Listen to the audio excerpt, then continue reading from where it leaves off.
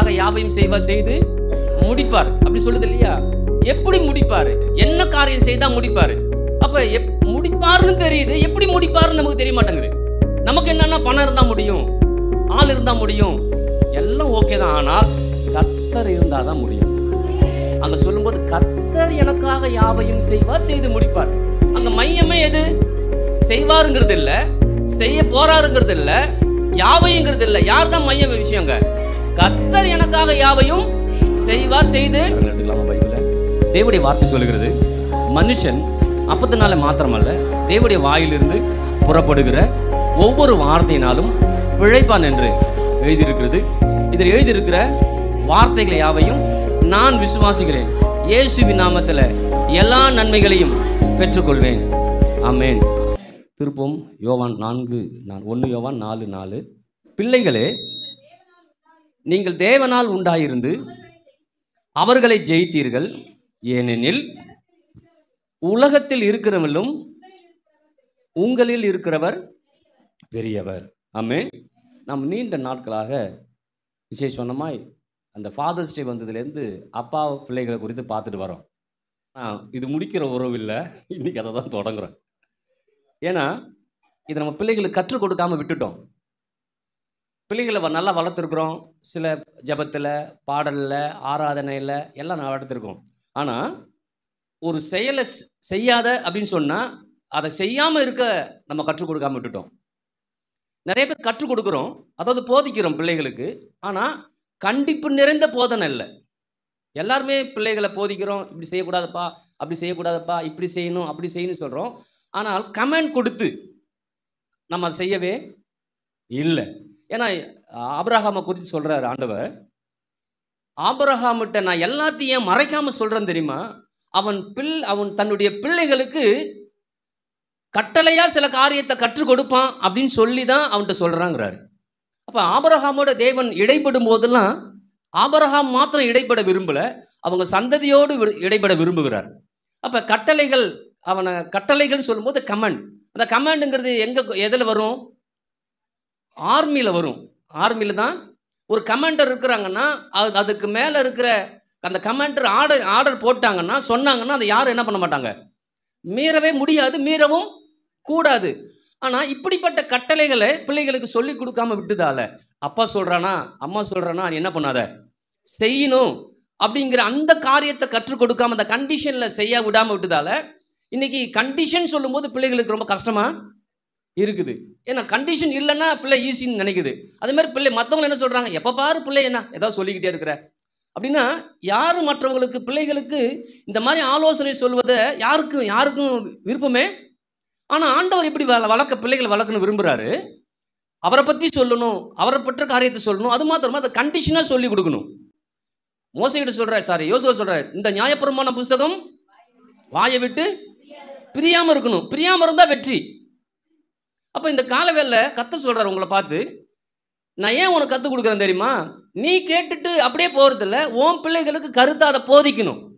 அப்படி போதிக்கும் போது உன் பிள்ளை அடுத்த வர சந்ததிக்கு என்ன பண்ணாத போதிக்கும். அப்போ அந்த போதனையும் அதற்குரிய காரியம்தான் பிள்ளைகள் நல்வழிப்படுத்தும் இல்லையா? சொல்கிறார்ல நீதிமொழிகளை, பிள்ளையானவனை நடக்க வேண்டிய வழியில் அவனை நடத்து.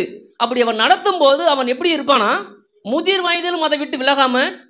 இன்னைக்கு நம்முடைய பிள்ளைகளை குறித்து நீங்கள் எப்படி பயப்படுறீங்களான்னு தெரியல, அச்சத்தோடு இருக்குன்னு தெரியல. நீங்கள் பயப்பட வேண்டிய அவசியமே இல்லை. ஏன்னா உலகம் எப்படிப்பட்ட மோசமான உலகமாக இருந்தாலும் அதில் நம் தேவன் நல்லவராக இருக்கிறார். அந்த நல்ல தேவனை பிள்ளைகளுக்கு சொல்லிக் கொடுக்கும்போது, நல்ல தேவனை குறித்த காரியத்தில் அவனை செயல்பட வைக்கும்போது, அப்படிப்பட்ட செயல்பட வைக்கக்கூடிய காரியம் வந்துச்சுன்னா அவன் முதிர் வயதிலையும் அவன் இடமாட்டான். தேவனை குறித்த காரியங்களை அவன் விடவே. அப்போ தேவனை குறித்த காரியத்தை அவன் விடாமல் இருக்கிறான்னா அவன் சரியான பாதையில் தான் போவான். தவறான பாதையில் போனால் கூட அவனை திசை திருப்ப ஆண்டவர் அநேகரை வைத்து அவனை திசை திருப்ப நல்லவர் என்ன பண்ணுறாரு? எத்தனை பேர் ஆமீன் சொல்கிறேன்? நல்லா விளைக்கணும். நான் தகப்பனை தாயை கனம் பண்ணுறேன், நீங்கள் கனம் பண்ணுறீங்களா? கனம் பண்ணுங்க. அல்லேலூயா. அப்படி கனம் பண்ணும்போது என் ஆயுசு நாள் கூடுது. உங்கள் தாய் தகப்பன் நீங்கள் கனம் பண்ணும்போது உங்கள் ஆயுசு நாட்கள், இதெல்லாம் சீக்ரெட்டு. கனம் பண்ணுனா கூடுமா அப்படின்னு வெளியில் சொல்லி பாருங்கள். அதெல்லாம் எந்த காலத்தில் இருக்கிற அப்படிம்பாங்க. ஆனால் எந்த காலத்துக்கும் பொருந்தக்கூடிய வார்த்தையை ஆண்டவர் சொல்லியிருக்கிறாரு. தாயின் தகப்பனையும் என்ன பண்ணு, கனம் பண்ணு. அப்படி கனம் பண்ணும்போது உன் ஆயுசு நாட்கள் என்ன பண்ணும், நீடிச்சு இருக்கும். அப்போ யோசிப்பா, நீடிச்சனால நீங்கள் வாழணும் விரும்புகிறீங்களா? உங்கள் பிள்ளைகள் வாழணும் விரும்புகிறீங்களா? அப்போ அதற்குரிய போதனையில் அதற்குரிய நடத்தும் போது இல்லையா? அப்போ அப்படி நடத்தும்போது கண்டிப்பாக உங்கள் வாழ்க்கையிலும் உங்கள் பிள்ளைகள் வாழ்க்கையிலும் நீடி ஆயுள், நீடி ஆசீர்வாதம் என்ன பண்ணும்? இருக்கும். ஆமென். சரி, இந்த மாதம் வாக்குத்தத்தம் என்ன சொன்னோம் ஞாபகம் இருக்கா? கர்த்தர் எனக்காக யாவையும் செய்வார், செய்து முடிப்பார். ஆமென். கர்த்தர் துவங்கிட்டார். ஏன் இதை சொல்கிறேன்னா, கர்த்தர் எனக்காக யாவையும் செய்வார், செய்து முடிப்பார். கல்வாரி சிலுவையின் மூலமாக எல்லாவற்றையும் செய்திருக்கிறார். அதை விசுவாசிக்க ஆரம்பிங்க, அதை நம்ப ஆரம்பிங்க. எதெல்லாம் நீங்கள் நம்புறீங்களோ, எதெல்லாம் நீங்கள் ஏற்றுக்கொள்கிறீர்களோ, என் சபையில் திரும்ப திரும்ப சொல்லிட்டு வரேன், எதை நம்புறீங்க, எதை ஏற்றுக்கொள்ளுகிறீர்களோ அதெல்லாம் உங்கள் வாழ்க்கையின் பங்காக மாறும். எதை நம்பலையோ, எதை ஏற்றுக்கொள்ளுலையோ அது உங்கள் வாழ்க்கையின் பங்காக மாறவே மாறாது. நீங்கள் விரும்பலாம், இப்படி இருக்கலாம், யோசிக்கலாம், ஏற்றுக்கொள்ளணும். கர்த்தருடைய வார்த்தை சொல்லுது, அதை நான் ஏற்றுக்கொள்கிறேன். கர்த்தருடைய வார்த்தை சொல்லுது, அதை நான் நம்புறேன். கர்த்தருடைய வார்த்தை சொல்லுது, அதை விசுவாசிக்கிறேன். அப்படி விசுவாசிக்கும் போது இன்னைக்கு சொல்றேன், கர்த்தர் யாவையும் செய்வார், செய்து முடிப்பார். ஆமென். இப்படி நிறைய சாட்சி சொல்லிட்டே போகலாம். அப்போ இது சின்ன சின்ன விஷயம்தான். எங்கே போனாலும் அனுகூலமான கதவை கர்த்தர் நமக்கு திறக்க நல்லவராய். அனுகூலமான கதவு திறக்குன்னு போனீங்கன்னா திறக்கும். நான் போனேன்னா நடக்காதுன்னு நினைக்கிறேன் அப்படின்னு போனீங்கன்னா சுட்டு போட்டாலும் நடக்காது. அவன் நல்லவனாக கூட கொடுக்க மாட்டான். இன்னைக்கு திரும்ப ஞாபகப்படுத்துகிறேன், கர்த்தர் உங்களுக்காகவும் எனக்காகவும் யாவையும் செய்வார், செய்து முடிப்பார். ஆமென். இந்த இன்னைக்கு 7ஆம் தேதியில் இருக்கிறேன். 5 நாளும் அப்படி தான் செஞ்சார் ஆண்டவர். ஹல்லேலூயா. துவக்குனவர் முடிவு பெருந்து அவர் தான் நடத்த போகிறார். ஹல்லேலூயா. எத்தனை பேர் ஆமென் சொல்கிறது? அப்போ ஒவ்வொரு காரியத்தையும் கர்த்தர் நேர்த்தியாய் செய்கிறவராய் இருக்கிறார். எத்தனையோ நாள் பிரயாசப்பட்டிருக்கிறோம், முன்னாடி இடம் வாங்கிடலாம் அப்படின்னு சொல்லி. ஐஸ் கூட வச்சு பார்த்துட்டோம். ஐஸ்லாம் ஒன்றும் உருகிடுச்சு. ஆனால் கர்த்தர் இடைப்படும் போது தானாக தேடி என்ன பண்ணுது? வருது. தேடி தான் வரும். பெருமைக்காக இல்லைங்க, அப்பா அப்படி தான் இருக்கிறாரு. ஹல்லேலூயா. உங்களை தேடி ஆசீர்வாதம் வரும்னு நம்பினீங்கன்னா உங்களை தேடி வரும்.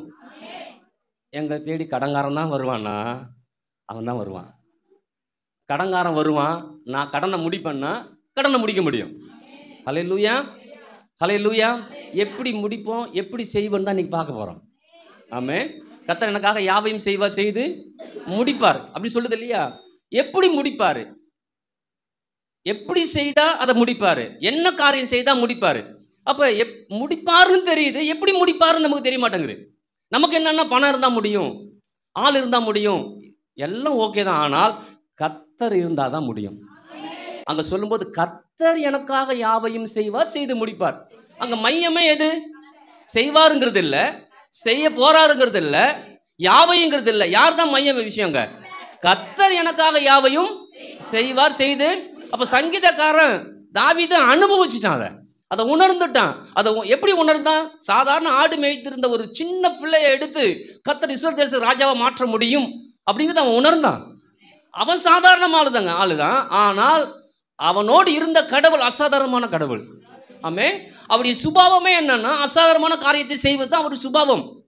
நமக்கு அந்த சுபாவம் இல்லாததால அவர் செய்கிற காரியத்தை பெருசாக பார்க்குறோம். அவர் எப்பயுமே அவருடைய அசாதாரண காரியத்தை செய்வது அவருடைய சுபாவம் என்ன பண்ணுது? எப்பயுமே அவர் அற்புதம் செய்கிறது நேச்சுரல். ஹல்லேலூயா. நம்ம கண்ணுக்கு அது நேச்சுரலாக தெரிய மாட்டேங்குது. ஆனால் அவர் செய்யக்கூடிய நமக்கு ஏன் ஆச்சரியமா தெரியுது, சூப்பர் நேச்சர் தெரியுதுன்னா, சூப்பர் நேச்சராக நம்ம பார்க்குறோம். அதெல்லாம் சூப்பர் நேச்சர் என்ன பண்ணுது? அவர் நேச்சுராலே நன்மை செய்கிறவராய் சுற்றி திருந்தாராம். கிராமங்கள் தோறும் பட்டணங்கள் தோறும் அவருடைய வேலையே என்ன? அப்போ இந்த கால வேலை சொல்கிறேன், உங்களோட இருக்கிற கடவுள் எப்போதும் உங்களுக்கு நன்மை செய்கிற கடவுள் என்ன பண்ணுறாரு? இருக்கிறார். ஆமென். அப்போ இங்கே சொல்லும்போது வசனம் படித்தோம் இல்லையா? 4:4 1 யோவான் 4:4 சொல்லுது, பிள்ளைகளே நீங்கள் தேவனால் உண்டாயிருந்து அவர்களை ஜெயித்தீர்கள், ஏனெனில் உலகத்தில் இருக்கிறவனிலும் உனக்குள் இருக்கிறவர் பெரியவர். சொல்லுங்க, உலகத்தில் இருக்கிறவனும் எனக்குள் இருக்கிறவர் பெரியவர். ஆமென். இந்த வசனம், இந்த வார்த்தை யாருக்கும் தெரியாத வார்த்தையே, எல்லாருக்கும் தெரியும். உலகத்தில் இருக்கிறவர் எனக்குள் இருக்கிறவர் பெரியவர், உலகத்தில் எனக்குள் இருக்கிற பெரியவர். உனக்குள் இருக்கிறவர் பெரியவர்ங்கிறது எதின் அடிப்படையில் வருதாங்க சொல்றாரு. அவர் எனக்கு தகப்பனா இருக்கிறார், அவருக்கு பிள்ளைகளா நம்ம என்ன பண்றோம்? இருக்கிறோம். ஒன்று. ரெண்டாவது, தேவனால் நம்ம உண்டாயிருந்திருக்கிறோம். ஆமென். அப்ப பிள்ளைகளை ஏன் அழைக்கிறார்னா, அவரால் நான் உண்டாக்கப்பட்டிருக்கிறேன். அவரால் உண்டாக்கப்பட்டதால அவர் எனக்கு தகப்பனா இருக்கிற, நான் பிள்ளைய என்ன பண்றேன்? அப்ப தகப்பன் பிள்ளை உறவோடு ஐக்கியத்தில் இருக்கும்போது நீங்க செய்யற காரியம் பெருசாதான், சாதாரணமா இருக்கவே அசாதாரணமான காரியத்தை கர்த்தர் என்ன பண்ணுவாரு. அப்ப இந்த கால வேலை சொல்றாரு, தேவனால் உண்டாயிருந்து. யாரால உண்டாயிருக்கிறோம்? அதிலே படிச்சு வந்தா சொல்லுது, தேவனால் பிறப்பதெல்லாம் உலகத்தை. அப்ப நீங்களும் நானும் உலகத்தை ஜெயிக்கிறவர்களாய், உலகத்தை மாற்றி அமைக்கிறவர்களாய், உலகத்தினுடைய காரியங்களை மாற்றி அமைக்கிறவர்களாய் கர்த்தர் நம்மை உருவாக்கி இருக்கிறார். மறுபடியும் பிறப்பு என்பது என்ன? நான் மறுபடியும் பிறந்திருக்கிறேன்னா அப்ப எனக்கு அப்பா யாரு? என்னை யார் பிறக்க வச்சு? அவர்தான் எனக்கு அப்பா. ஹல்லேலூயா.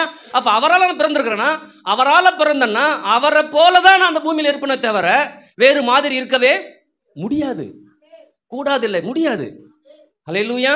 அப்ப இன்னைக்கு நீங்களும் நானும் நல்லா விளைக்கணும். நான் தேவனால பிறந்திருக்கிறேன், நான் தேவனால உண்டாயிருக்கிறேன். தேவனால உண்டாயிருந்தால தேவனை போல காரியத்தை நான் செய்வேன். தேவன் என்னோடு இந்த காரியத்தை என்ன பண்ணுவார்?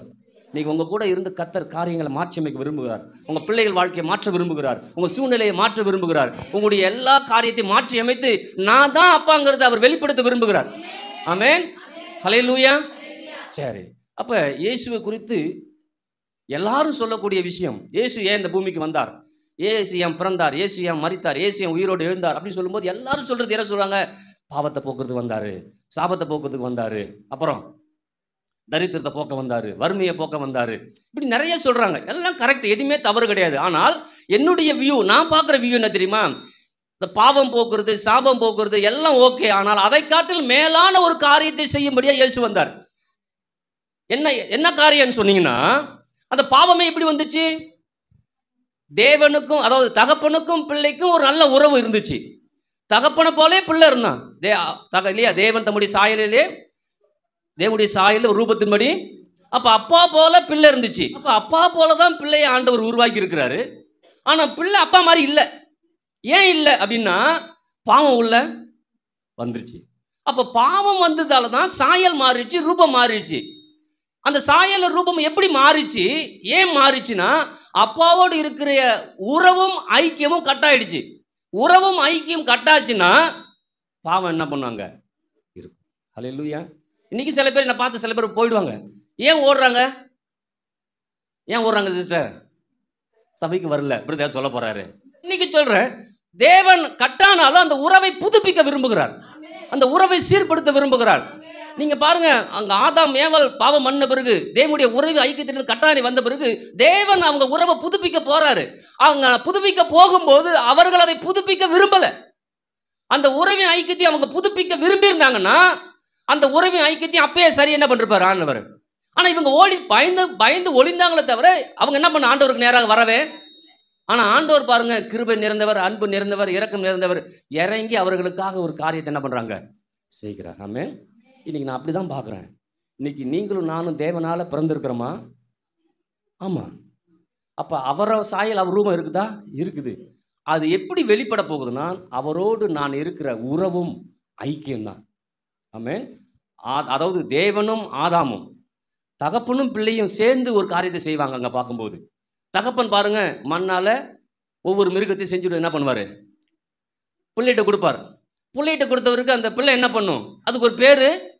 அப்ப யோசிச்சு பாருங்க, அந்த உறவும் ஐக்கியம் இருக்கும்போது அப்பா எப்படி இந்த உலகத்தை உண்டாக்கும் போது பேசி பேசி உண்டாக்குனாரோ அதே போல பிள்ளைகிட்ட உருவாக்கி கொடுக்குற புள்ள பேர் வைக்குது. புள்ள பேர் வைக்கும்போது புள்ள வைக்கிற பேர் தான் இது வரைக்கும் பேரா என்ன பண்ணுது? இருக்குது.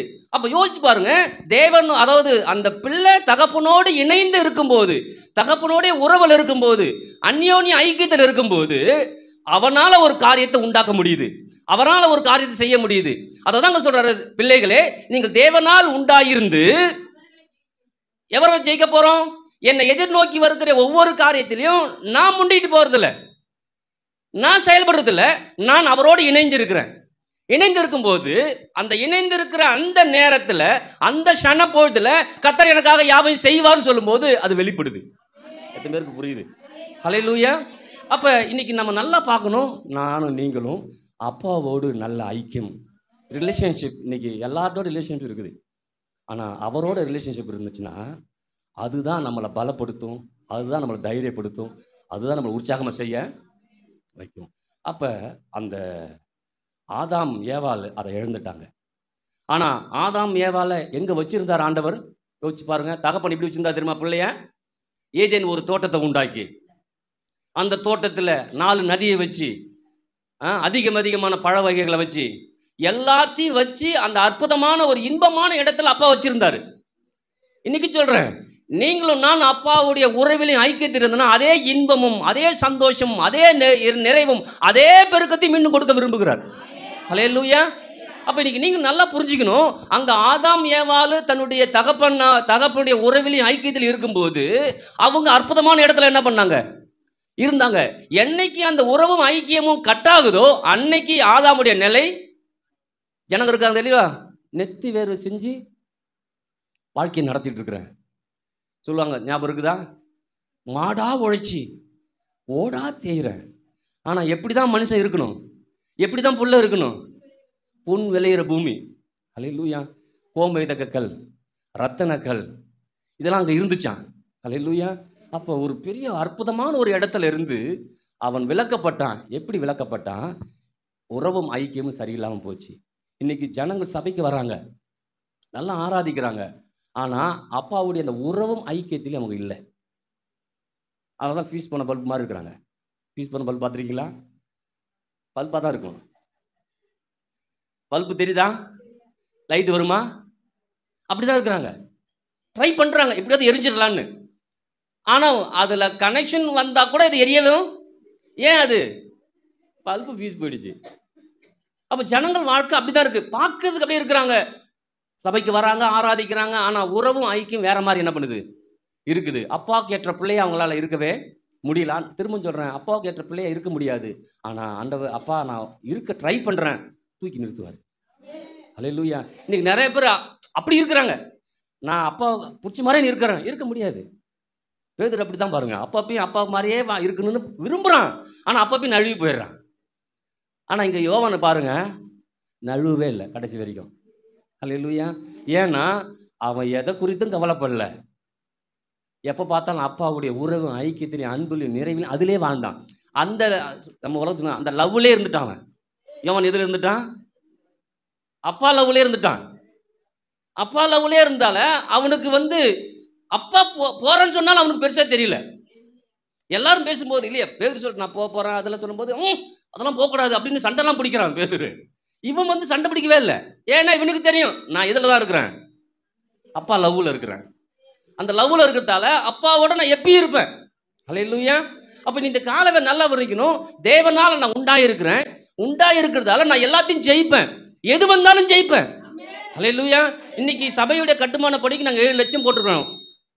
வெறும் 7 லட்சங்க. 700 கோடியா இருந்தாலும் 1000 கோடியா இருந்தாலும் லட்சம் கோடியா இருந்தாலும் அப்பாவுடைய உறவில் ஐக்கியத்தில் இருந்தால் அது மாட்டி கொட்டு என்ன பண்ணும்?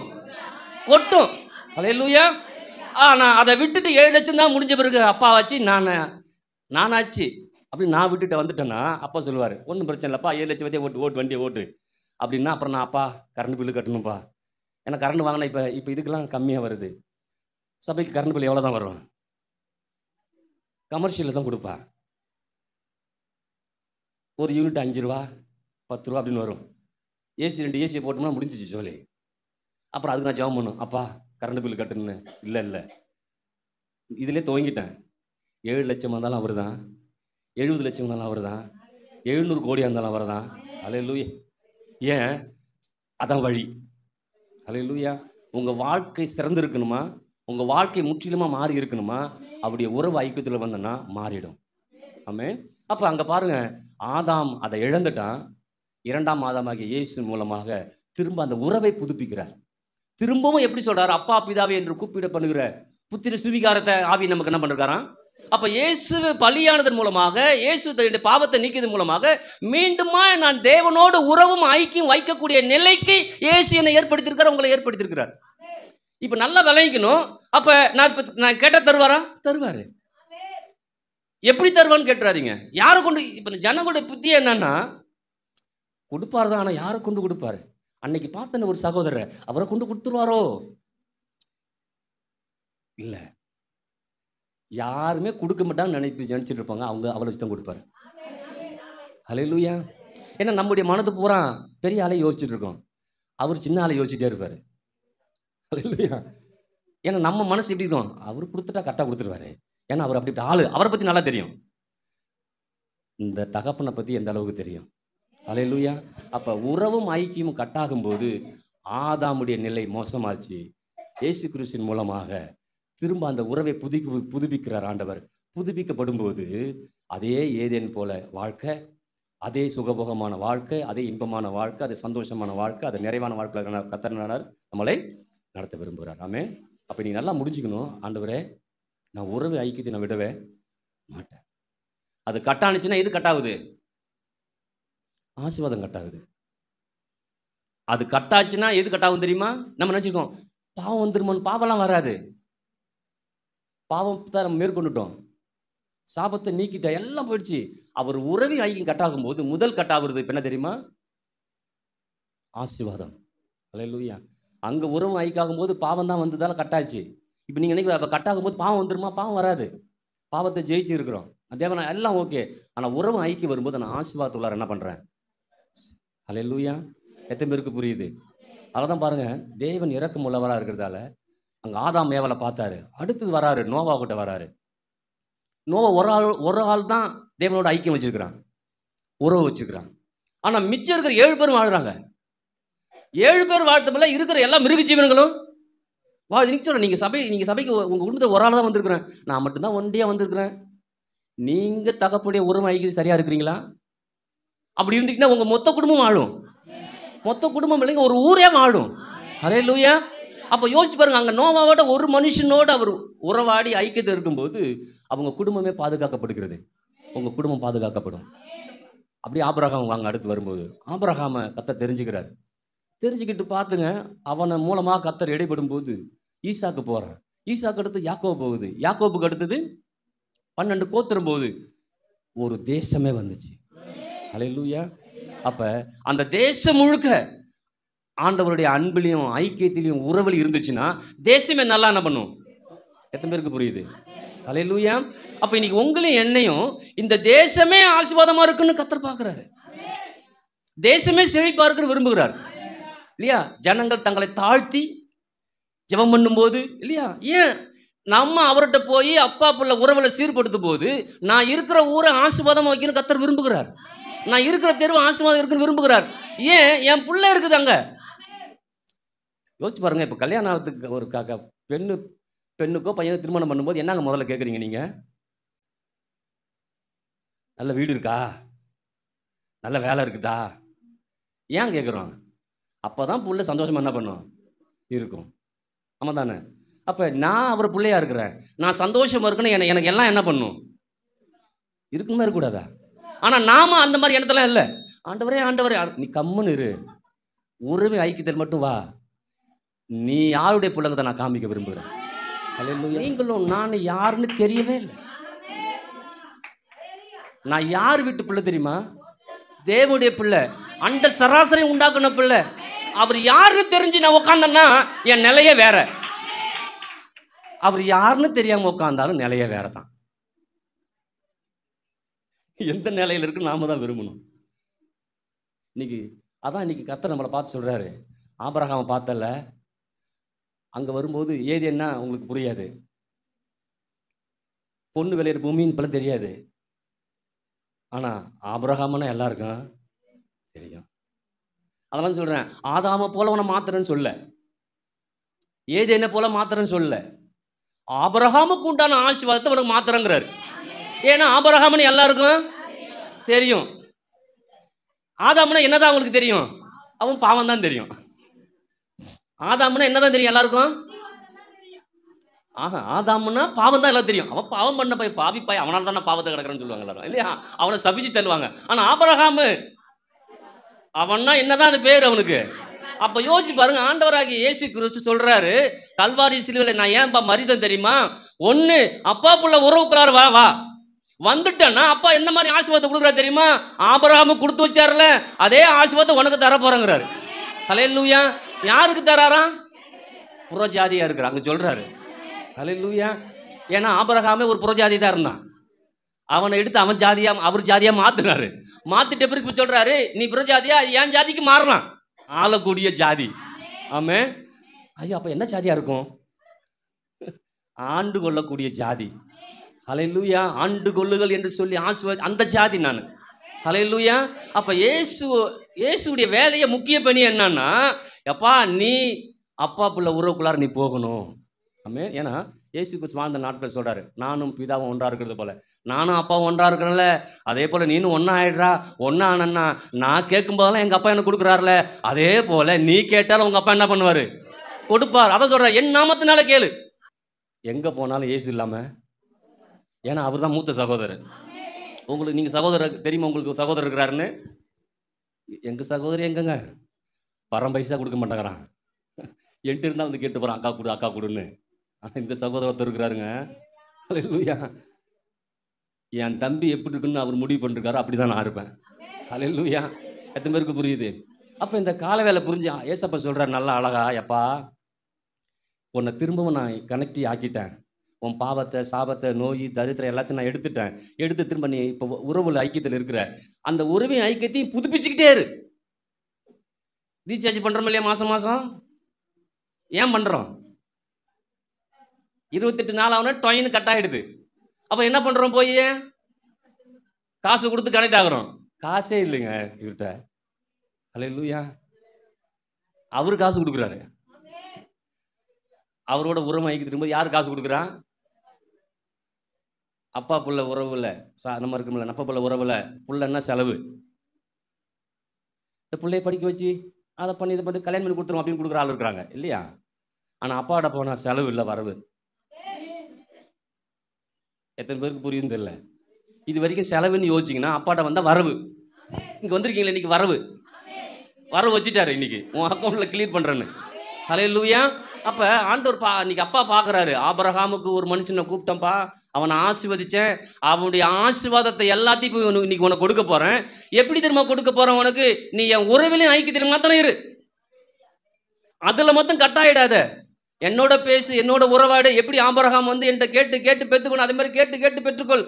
அப்படி பெற்றுக்கொள்ளும் போதெல்லாம் உன் வாழ்க்கை நன்மைகள் என்ன பண்ணும்? குறைவில்லாமல். எது பேர் அமீன் சொல்கிறது? அப்போ நீ இந்த காலை வேலை நல்லா விளைவிக்கணும். ஆண்டவரே, இப்போ நான் நல்ல அப்பாவை நான் கண்டுபிடிச்சிட்டேன். நீங்கள் எப்படி? உங்கள் ஊரில் இருக்க அப்பாவை பற்றி இப்போ நான் பேசவே இல்லை. சிலர் நல்லா இருக்கலாம் இல்லையா? அப்புறம் குறை என்ன எங்கள் அப்பா என்ன உங்களுக்கு தெரியுமா அப்படின்னு கேட்டக்கூடாது. உங்கள் அப்பாவை நான் குறை சொல்லவே இல்லை. ஆனால் ஒரு நாள் இவர் திட்டுவார், உழைச்சது பூரா போச்சடையாம்பார். ஆனால் அவர் மாத்திரம், உனக்காக கல்வாரி சீலைவில் சிந்தது வீணாக போகலடா தம்பி, நீ மனம் திரும்படான்னு எனக்கு தெரியும்டா. ஹல்லேலூயா. இப்போ நான் வந்திருக்கீங்க, ஒருத்தங்க புதுசாக வந்திருக்கீங்க வச்சுங்களேன், சபைக்கே வரவே மாட்டேன்ட்டு வந்துட்டீங்க. நான் என்ன கேட்பேன்? எங்கே போன மறுநாள் அப்படின்னு கேட்போம்ல. ஆனால் அப்பா அப்படி கேட்கவே, ஏன்னா இளைய மகன் இருக்கான் இல்லையா, மூத்த மகன் இளையகுமாரன் கதை இருக்குல்ல, எல்லாருமே அதை கெட்டகுமாரன் சொல்லுவாங்க. அவன் தான் நல்லவன். உலகத்திலே யார் நல்லவன் தெரியுமா? அவன் தான் நல்லவன். ஆனால் உலகத்துக்கு கெட்டகுமாரன். அப்ப அந்த இளையகுமாரன் நல்லவன். அப்ப நல்லவன் தேடி அப்பாவை தேடி வரான் பாருங்க. அப்பா தேடி வந்த பிறகு, டாய் அங்கே நில்லு, சொத்தை வித்தல வாங்கிட்டு போன தம்பி, எங்க அதெல்லாம் எங்க கொடுத்தன்னு சொல்லிட்டே கிட்டவா அப்படின்னு கேட்டிருக்கணும். அப்படியே கேட்டாரு. பைபிள் இப்படி இல்லவே இல்லை. ஏன்னா அவருக்கு தெரியும், நான் நல்ல அப்பா. வாடான்னு பிடிச்சி கட்டி அணைச்சி முத்தம் கொடுக்குறாரு. ஹல்லேலூயா. இந்த உலகத்தில் யாராவது செய்யறான்னு சொல்லி பாருங்க, செய்யவும் மாட்டாங்க. அப்படி செஞ்சாலும் திட்டுவாங்க. அப்பனை வந்து அண்ணன் திட்டுறான்ல, இங்கே உன் கூடவே இருந்தேன், எனக்கு ஒரு கெடா குட்டி கடிச்சியா, அவனுக்கு வந்து கண்ணு குட்டி அடிக்கிற கேட்குறான்ல. உலகம் அப்படிதான் கேட்கும். ஆனால் அப்பா இல்லை, அப்பா உனக்கு விளங்கலடா, அவனுக்கு விளங்கிடுச்சு. நீங்க எத்தனை பேருக்கு விளங்கிடுச்சு? அப்பா புள்ள உறவு கூட வந்தா செலவு கிடையாது, வரவு. ஹல்லேலூயா. வரவு வந்துக்கிட்டே இருக்குது. ஆமென். அப்ப இந்த கெட்ட குமாரன் வரும்போது எந்த கேள்வியும் அப்பா கேட்கல. அப்படி கேட்கலங்கிறதால புள்ள சொல்லாமல் இல்லவும் இல்லை, எதை சொல்லணுமோ அதை சொல்கிறான். அதை சொல்லும்போது வாழ்வு அவனுக்குள்ளார என்ன பண்ணுது? ஆமென். எத்தனை பேருக்கு புரியுது? அப்போ இன்னைக்கு நீங்களும் நானும் அப்பா பிள்ளை உறவுல இருந்துட்டோம்னா சொல்கிறேன், ஆபிரகாம் என்ன ஆபிரகாமுக்கு ஒரு சேம்பலை தான் காமிக்கிறாரு. ஹல்லேலூயா. அதை காட்டிலும் மல்டி மில்லியர் ஆபிரகாம் கத்த வச்சிருப்பார். ஆமென். ஹல்லேலூயா. இஸ்ரவேல் தேசத்தில் ஒரு ஆபிரகாம் இருந்தார். ஆமா தானே? கரெக்டு தானே? இப்போ இந்த புதிய ஏற்பாடு சபையில் இருக்கிற எங்கெங்கே ஜனங்கள் இருக்கிறாங்க அங்கங்கே ஒரு ஆபிரகாம், அங்கே ஒரு ஊருக்கும் ஒரு ஆபிரகாம், இங்கே வந்து எல்லாருமே ஆபிரகாம். ஊர் தாங்குமா? நீங்கள் பெரியவங்களா இருக்கீங்க பாருங்க. சின்ன பையன் ஓடாத சைக்கிளை வச்சிருப்பான் பாருங்க. அவன் டர்ருமா இப்படி போவான் அப்படி வருவான், தெரியுமா? என்ன வண்டியே இருக்காது, அவன் ஓட்டிட்டு இருப்பான் வண்டியை. அவன் அந்த அன்புலையும் அந்த அந்த ஒரு பெரிய சந்தோஷம் என்ன பண்றான்? நான் விசுவாசிக்கிறேன், நான் ஏற்றுக்கொள்கிறேன், நீங்க ஏற்றுக்கொண்டீங்கன்னா நீங்க விசுவாசிங்க, அது உங்க வாழ்க்கையின் பங்கா மாறாம. இது வெறும் சிரிப்புக்காகவோ உங்களை மகிழ்ச்சிப்படுத்துக்காக இல்லை, இதுதான் உண்மை. இன்னைக்கு அப்பா பிள்ளை உறவை புதுப்பிங்க. அப்பாவோட நீங்க பேசுறீங்களா? அப்பாவோட ஐக்கியம் வச்சுக்கிறீங்களா? ஐக்கியம் வச்சுட்டீங்கன்னா அதுல ஒரு நன்மை உண்டாகும்.